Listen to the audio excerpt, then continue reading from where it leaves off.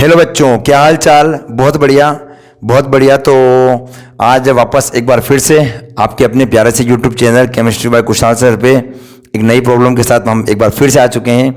बच्चों, सबसे ज़्यादा बच्चों को एक छोटा सा टॉपिक है जिसके ऊपर बच्चों को बहुत ज़्यादा दिक्कत क्रिएट हो रही है। दिक्कत वाला जो टॉपिक मैं आपको छोटा सा लिख के बता रहा हूँ, और उसके बाद कुछ क्वेश्चंस मैं सॉल्व कराऊंगा जिनके ऊपर आप काम करोगे बेटा। तो देखिए, सबसे पहले आज हमको पढ़ना है मैग्नेटिक मोमेंट। क्या पढ़ना है बेटा? Magnetic moment. देखो, मेरे हिसाब से मैग्नेटिक मोमेंट को बच्चे सब फिजिक्स में पढ़ चुके हैं, सबको पता है।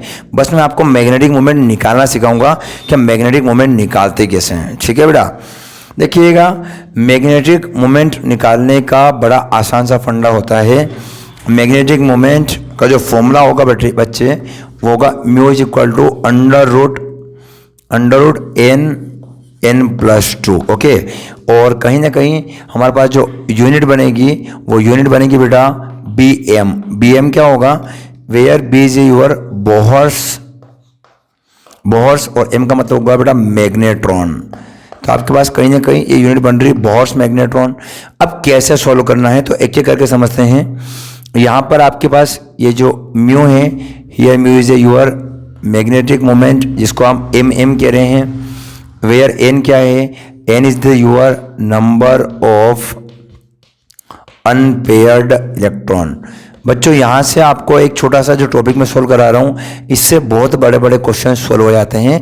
क्योंकि बेटा फॉर्मूला नहीं बनता है, क्वेश्चन नहीं सोल्व होते हैं। ध्यान दीजिएगा, कॉपी पे लेके बैठिएगा और सोल्व करिएगा, उसको याद रखिएगा फिर। ओके, और एग्जाम्स में अगर पूछा जाता है उसको क्लिक कीजिएगा, बिल्कुल लगाइएगा। देखिए, आपके पास कोई भी क्वेश्चन दिया हो, उस क्वेश्चन में आपको निकालना है मैग्नेटिक मोमेंट। जैसे मैं आपको क्वेश्चन दूं कि ये दिया है एक Cu+ और एक दिया है Fe2+, दोनों में से किसका मैग्नेटिक मोमेंट ज़्यादा होगा और क्यों?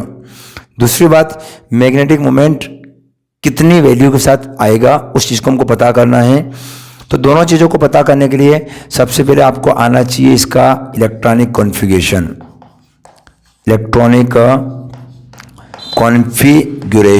ओके बेटा? तो सबसे पहले कॉपर का आप बड़ी बातें जानते हो। कॉपर जो होता है आपके पास, वो कहीं ना कहीं बेटा क्या करेगा, एक एक्सेप्शन केस है जो इलेक्ट्रॉनिक कॉन्फ़िगरेशन का एक्सेप्शन के अंदर जाता है। में कितना होता है? 29 होता है। 29 के हिसाब से अगर मैं अरेंज करूं अकॉर्डिंग टू अबाउट रूल्स, तो क्या बनेगा? 1s2, ये बनेगा 2s2, और ये बनेगा कौन सा पी बेटा? 2p6। ओके, फिर आएगा बेटा 3s2, फिर आएगा कौन सा वाला? 3p6। इसके बाद क्या बनता पता है आपको? यस, 4s2, और फिर कितना बैठेगा बेटा? 3d9। अब कैलकुलेट करो, 2 और 2 4 और 6 10 और 2 12 और 6 कितने होते हैं? 18 और 2 20 और 9 कितने होते हैं बेटा? 29। लेकिन ये कॉन्फ़िगरेशन क्या नहीं है? सही नहीं है। क्यों नहीं है बेटा? क्योंकि आप ये बात जानते हो कि ये एक एक्सेप्शन है, और ये एक्सेप्शन क्यों है ये आप अच्छे से कवर कर चुके हो मेरे अबाउट रूल वाले लेक्चर्स में। बट स्टिल अगर मैं इसको थोड़ा अरेंज कर दूं तो होगा क्या? एस का इलेक्ट्रॉन जंप मार के कहाँ चला जाता है? डी में। तो होगा ये कि यहाँ से यहाँ तक तो हम किसको चिपकाएंगे? आर्गन को। ओके, ये तो आ जाएगा आर्गन। उसके बाद यहाँ पे डी में कितना दिया है? 9। अब आप 9 मत करो, यहाँ कितना कर लो? 10, और फिर आप क्या कर लेना? 4s2। ये इसका एग्जिट क्या हो चुका है? Electronic configuration. अब यहाँ पे एस में 2 ना रहते हुए कितना हो जाएगा? 1। क्यों? क्योंकि एक इलेक्ट्रॉन कहीं ना कहीं हमारे पास एस का कहाँ जा चुका है? डी में जा चुका है। अब देखो क्या करना है, आपके पास इलेक्ट्रॉनिक कॉन्फ़िगरेशन तो आपको निकालना आ गया। अब आपको करना है दोनों केस को कंपेरिजन। जब दोनों केस को कंपेयर करोगे तो ये आपका कॉपर हो चुका है। कॉपर आपके पास कितने इलेक्ट्रॉन लूज कर चुका है? 1 इलेक्ट्रॉन आपका लूज कर रहा है। तो अब आप मुझे बताओगे तो आगे क्या करूंगा मैं? आगे यूज करूंगा आर्गन। बोलो परफेक्टली है। अब आपके पास कितने हो गए? 18 हो गए। 18 के बाद आपके पास कितने बच रहे हैं? तो 18 के पास सर हमारे पास बच रहा है बराबर कितना? 10।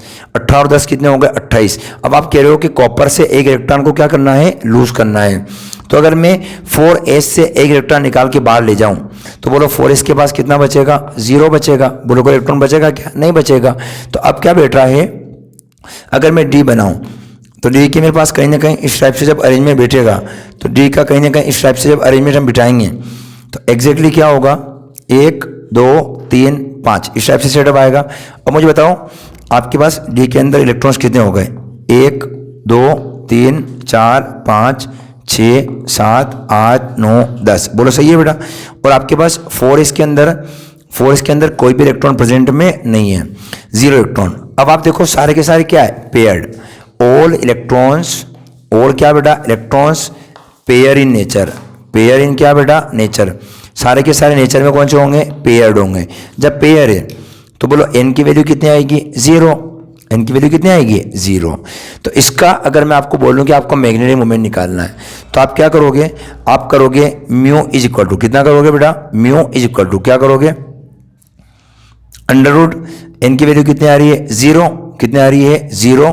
उसके बाद आप 0 के बाद आप क्या करोगे, 0 के बाद आप करोगे बेटा n की वैल्यू, बोलो n की वैल्यू कितनी आ रही है, 0, 0 प्लस कितना आएगा, 2।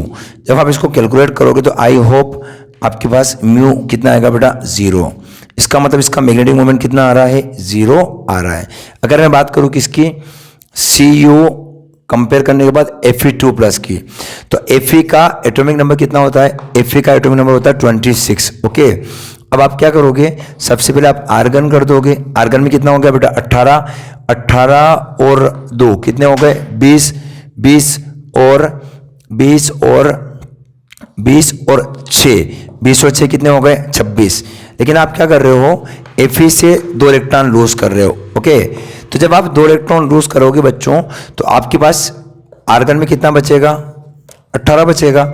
एस में आप 2 इलेक्ट्रॉन लूज कर रहे हो तो एस में कितना हो जाएगा, 0, और 3D में कितना बचेगा, 6 ऑफकोर्स बचेगा।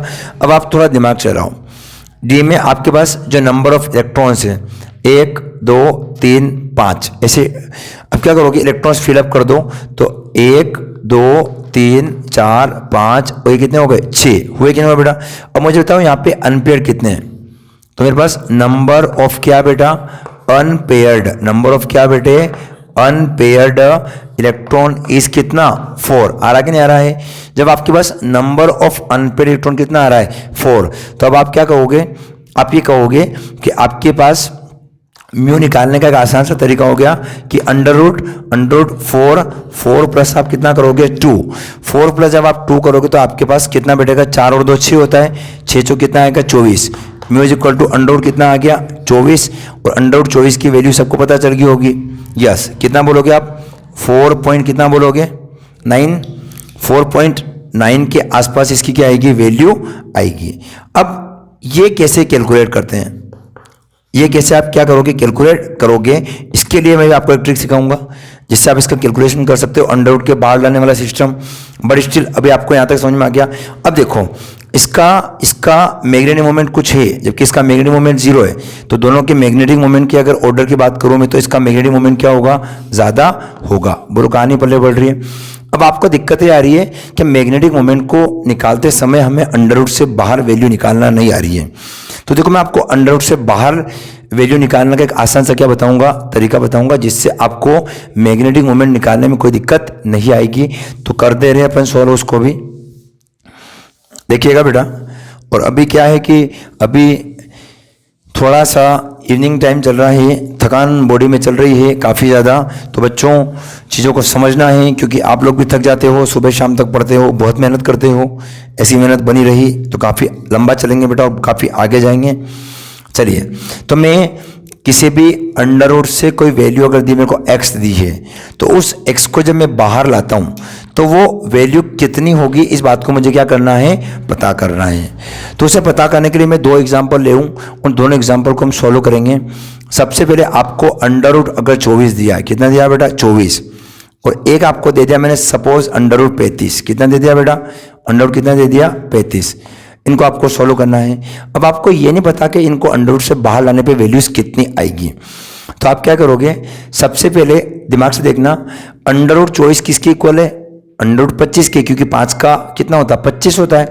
तो आप एक काम करोगे, आप इसको अंडर रूट कितना लिख लो, 25, कितना लिख लो बेटा, 25, है ना। मैं ट्रिक बता रहा हूँ, 25 कर लो।